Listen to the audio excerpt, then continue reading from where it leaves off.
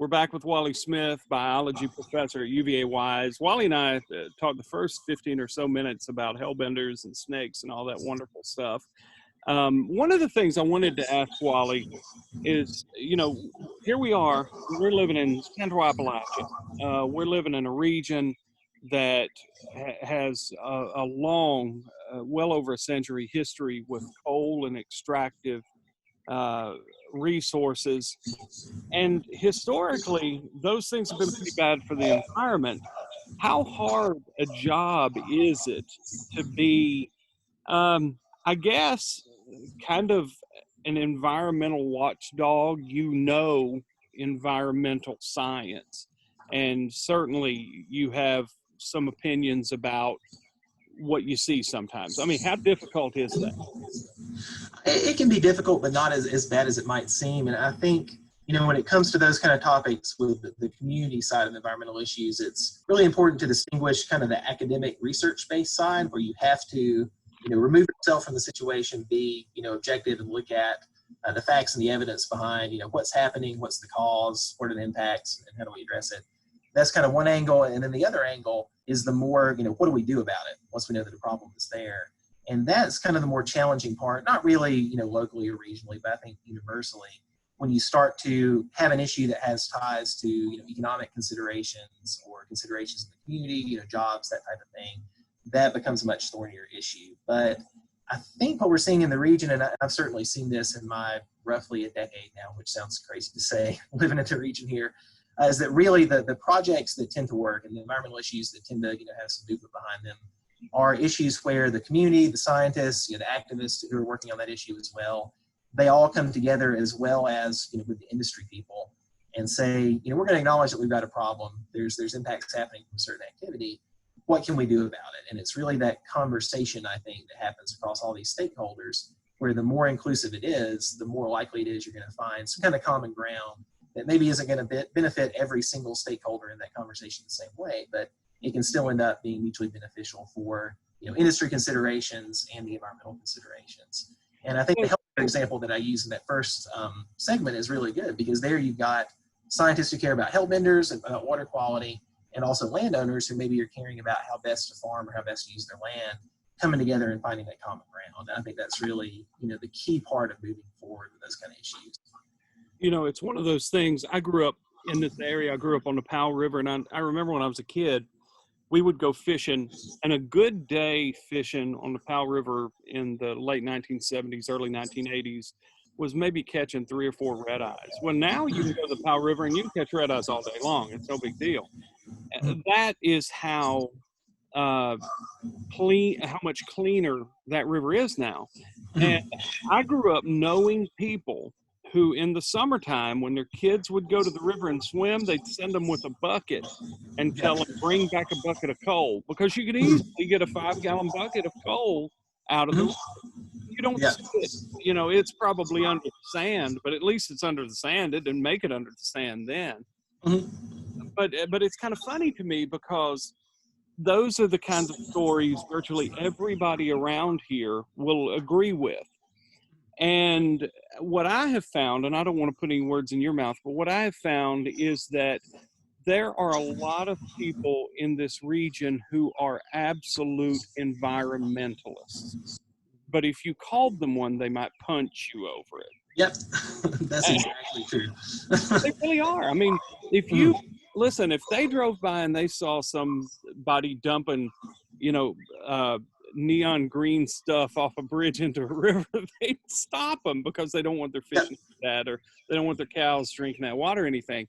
But at the same time, I think if you say something like,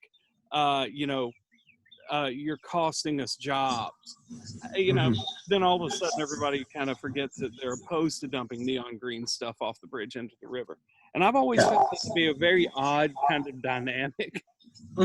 Yeah, there definitely are, certain buzzwords, I think, and a lot of that comes from how political environmental discussions can happen sometimes, where, just like you were saying, if you can find that common ground and talk about, the fish that used to be in the river, or, with hellbenders even. We hear anglers, longtime anglers in the area talking about how hellbenders have declined in some of our rivers. That really resonates. But then if you start to, say certain words that might touch on political buttons or cultural buttons that can kind of derail the conversation. And I think, I always think about those kind of environmental issues as kind of the classic liberal arts type situation, because you've got the science of that issue, but you've also got the cultural context and the historical context and politics, economics, and ethics. So you really have to have that big community of people coming together and discussing things from all angles to move forward. But it's true, different lenses on the same issue can generate a different response, I think. Yeah, I've always found, and you and I probably agree on this, we're both academics, but if you can sit down and you can actually discuss an issue, you can find a heck of a lot of common ground. Now, the people you don't necessarily find common ground with are the people who walk into some sort of a community meeting and, you're talking about pollution and they stand up and scream "Friends of Coal" and then the discussion's over with. I mean, I don't even know what that would mean, but it seems like something that a lot of people would know what that means, one of those coded messages. Yeah, that's one of those coded phrases that can do things. Phil Shelton was here for a long time, and he was really kind of the environmental point man for the college. I know David Rouse, he also retired. He was very active in that, and I think Phil and David both still are. Is it kind of a heavy burden to have that kind of fall to you, or is it something that you kind of naturally gravitate to? I think it's something that you kind of naturally gravitate to, mostly because, the research that we do, we're kind of seeing things from the academic side and getting to see those issues on the ground. And that a lot of times naturally puts you in conversations with some of the other stakeholders that are approaching things from different ways. So, a lot of times it doesn't feel like we're having to thrust our heads into an issue and say, hey, everybody needs to pay attention to this, or, this is a problem. Sometimes that does happen. But I think, a lot of times those community connections kind of happen naturally, just because we are in a small town type of environment. Everybody kind of knows each other. They know, the research that we're doing, the work that other people are doing. And I think it's a little bit easier sometimes to get involved in those conversations than it would be if we were coming in from outside the area and trying to tell communities, this is a problem, you need to look at it. When you're kind of working with some of those stakeholders, it's a little bit easier, I think, to do. Just my guess, I would guess that it may be a little easier now than it would have been 50 years ago, because there just isn't the kind of money involved in it that there once was.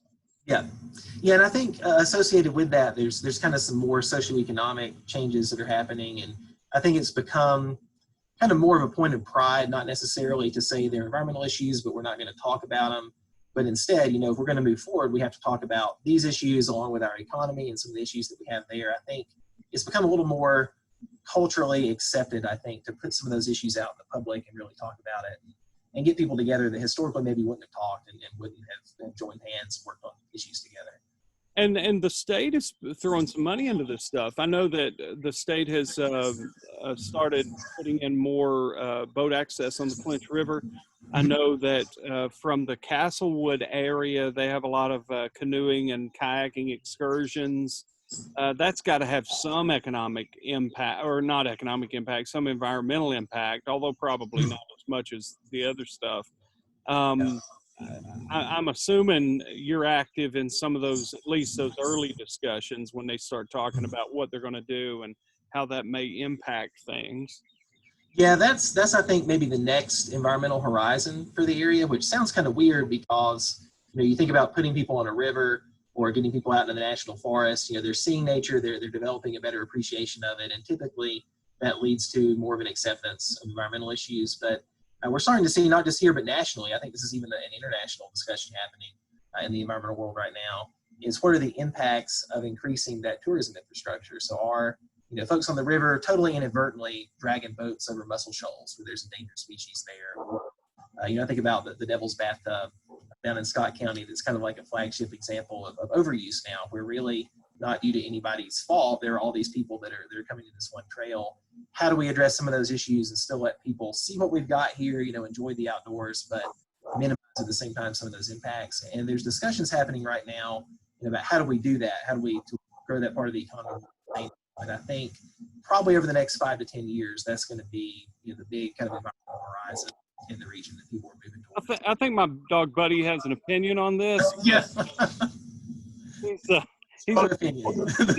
quiet dog most of the time, but something has caught his attention. So. I used one of those coded phrases that I wasn't aware of that triggered something. So. Yes. Actually, he was like he was probably part of a Superfund site in a previous life or something like that. He's Yeah. got something to add to this.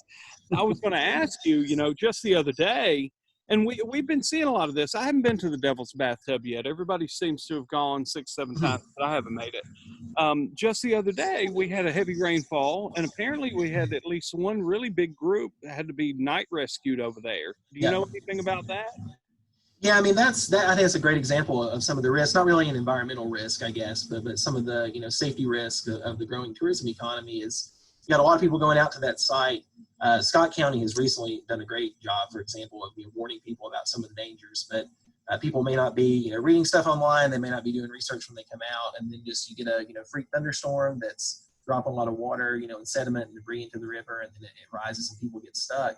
And I think that's one of those really thorny issues of, how do we address that? How do we try to catch people? There's several hundred people a day this time of year that are hiking up to that site. And actually, I was talking to somebody, not about the Devil's Bathtub, but about tourism development. This guy was from Colorado a few years ago. And the Devil's Bathtub actually came up in conversation when I said where he lived. He said, "You live near the Devil's Bathtub?" And I said, yeah, it's just over the mountain where I live. And it actually has become flagship example of issues with tourism, which is really kind of crazy to consider. And in a way that's good because that's starting that conversation and getting that ball rolling towards making things more sustainable. But it's a really tricky issue from a resource management perspective down there because you can't just shut it down. You can't just Yeah, I know. Initially, they had a problem with people parking all over the place and irritating neighbors, and so I think they probably solved that. I think they've got a parking area now.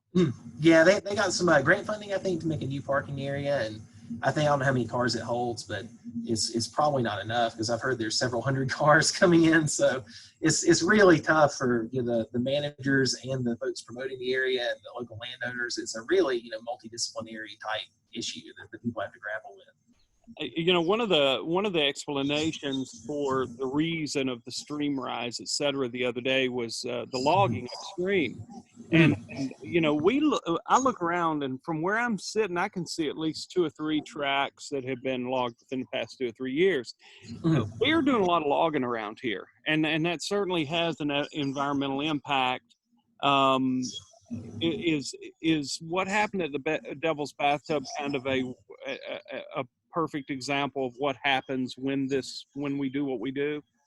It could be, to really definitively, I think, say you'd have to have some type of monitoring of that site before and after to really know what contributes. But generally speaking, we do know that really any kind of major land clearing, whether it's, logging or some kind of industrial, development or something, that at least has the potential to exacerbate flooding issues.